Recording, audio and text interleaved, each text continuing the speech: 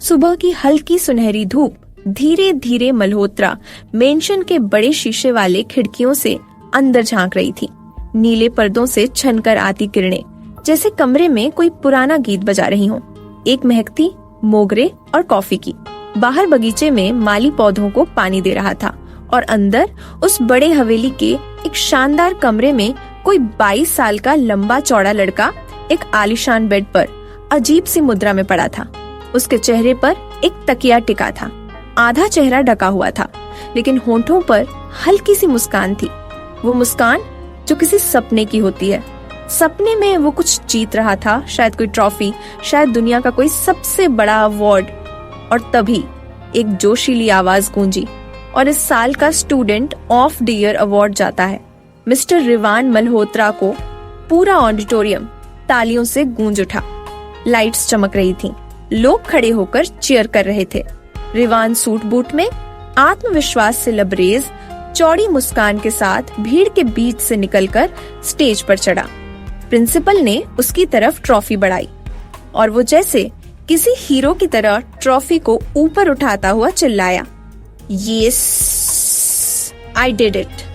तालियां, शोर, चमक और फिर धड़ाम, वो सीधा बेड से नीचे गिर गया। फर्श से टकराते ही पूरा सपना टूट गया। तकिया एक तरफ जा गिरा और हमारा हीरो हकबकाकर आंखें खोलने लगा। सपनों की दुनिया से निकलकर वो अब हकीकत के दर्द में था। पीठ पकड़ते हुए कराह उठा, आउच, ये धरती ने तो सीधा बैक तोड़ दी।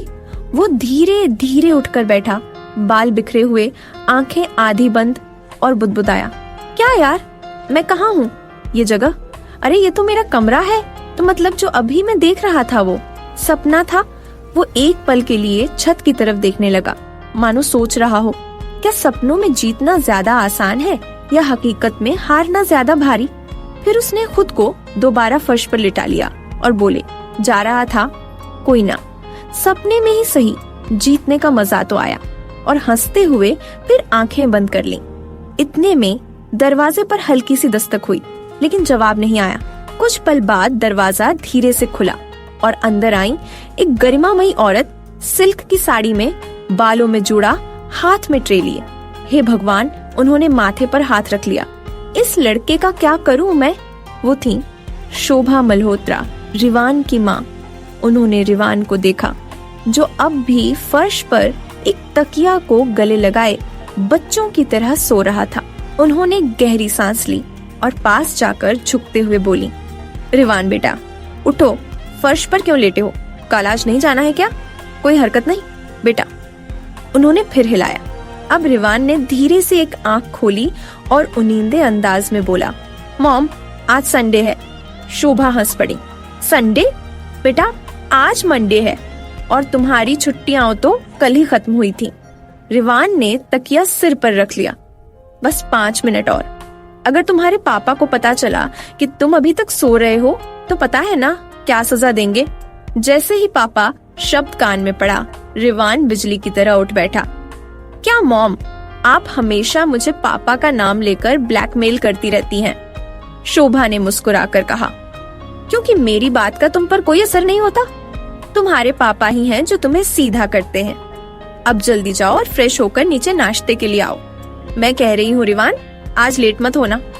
वो निकल गईं और रिवान कुछ पल तक उन्हें जाते हुए देखता रहा, फिर उठते हुए बोला, ये पापा शब्द सुनते ही नींद ऐसे उड़ जाती है जैसे सरकारी छुट्टी में बिजली। वो बड़बड़ाता हुआ वॉशरूम की ओर बढ़ गया। कुछ देर बाद फ्रेश होने के बाद जब उसने शर्ट के बटन लगाते हुए आईने में खुद को देखा तो अचानक उसकी नजर अपनी पीठ पर पड़ी। आह, वो दर्द से झुक गया। ओह नो, ये दर्द तो वहीं से शुरू हुआ था। उसे आर्या का ख्याल आया। वो झुंझलाहट से कहा, कसम से उसका जूता लगता है लोहे से बना था। मेरी पीठ का एक्सरे निकल जाए तो शायद जूते का डिजाइन साफ दिख जाए। वो खुद से बहस करता हुआ बाल ठीक करने लगा, फिर कंधे उचकाकर बोला, जो भी मुझे उससे क्या लेना देना। और आईने में अपनी मुस्कान देखकर खुद को ही आंख मार दी। डाइनिंग हॉल में कांच के झूमर से सुनहरी रोशनी फर्श पर गिर रही थी। टेबल पर सजा था toast, pancake, sandwich, fruit bowls और ताजा जूस। टेबल पर बैठे थे राकेश मल्होत्रा यानी रिवान के पापा। उनके बगल में रिवान का बड़ा भाई राजीव मल्होत्रा और सामने शोभा जी।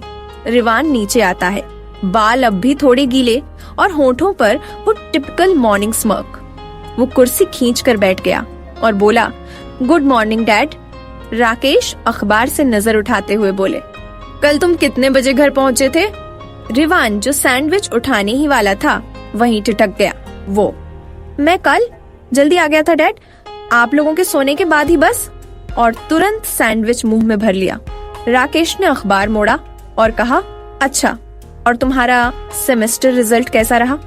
अब तो जैसे रिवान का सारा सैंडविच गले में फंस गया। वो खांसने लगा, पानी ढूंढने लगा। शोभा ने तुरंत गिलास आगे किया। अरे धीरे खाओ बेटा, कोई छीनेगा नहीं। राजीव मुस्कुरा उठा। तुम हर बार ऐसे क्यों खाते हो, जैसे किसी प्रतियोगिता में भाग ले रहे हो? रिवान ने मुश्किल से पानी पीकर सांस ली और हकलाते हुए बोला, वो रिजल्ट अच्छा ही था, बस थोड़ा। राकेश ने भौहें उठाई। बस क्या रिवान, क्या फिर से बैक आ गया? रिवान ने नजरें झुका ली। पापा वो, और तभी पीछे से एक आवाज आई, अरे अंकल, ये तो बताएगा ही नहीं, इसलिए मैं ही आ गया आपका रिजल्ट अपडेट देने।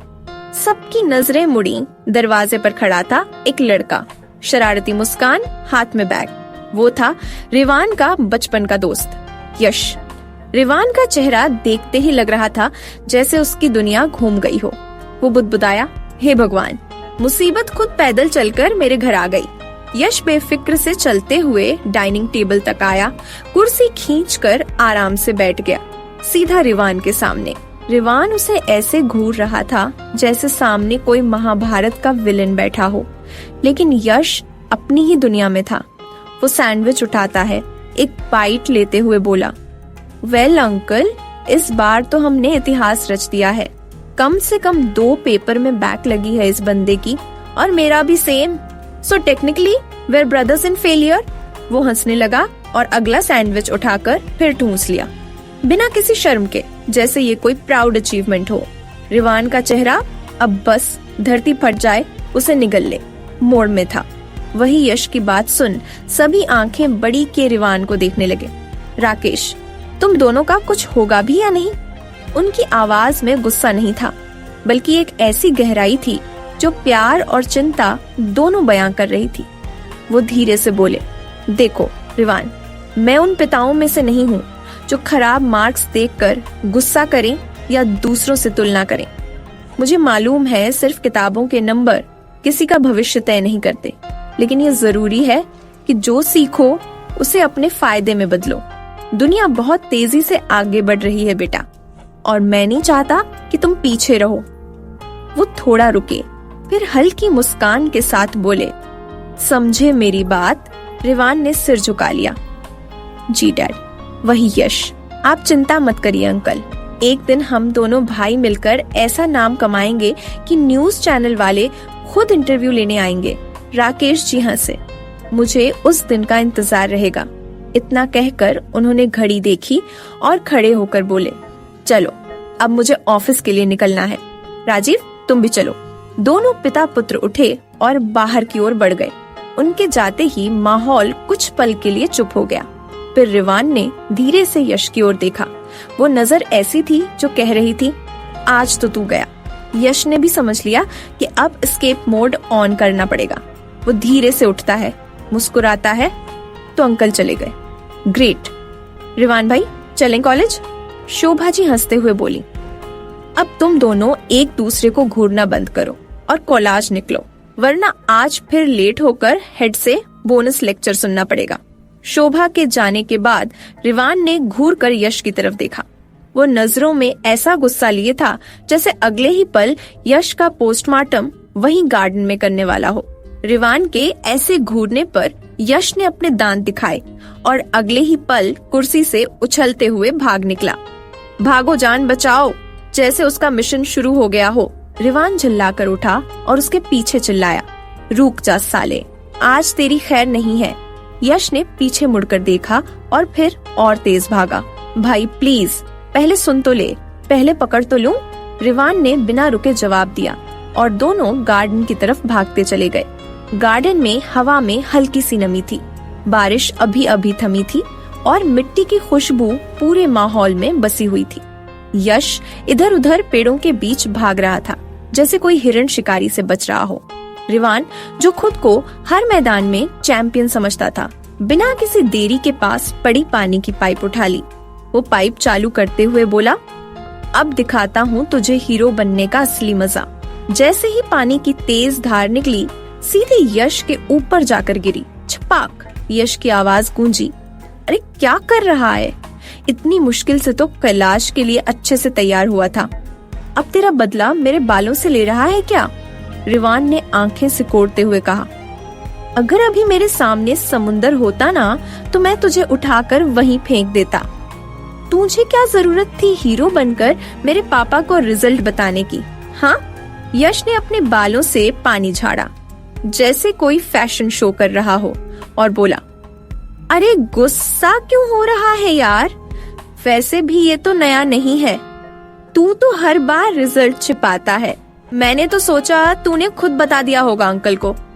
बताता और फिर उनकी नजरों से अपनी लाश उठवाता? रिवान ने नाक सिकोड़ते हुए कहा। हिम्मत नहीं थी यार मुझ में, और तू तो एकदम न्यूज चैनल का रिपोर्टर निकला। यश ने मुस्कुराते हुए कहा, चल छोड़ ना भाई, जो होना था वो हो गया। अब सुन, एक गुड न्यूज सुनाऊं? इस बार हमारे कॉलेज में बहुत सारी खूबसूरत लड़कियां एडमिशन ले चुकी हैं। ये सुनते ही रिवान की आंखें चमक उठी। पानी की पाइप जमीन पर गिर गई। वो मुस्कुराया। क्या सच में? To be continued.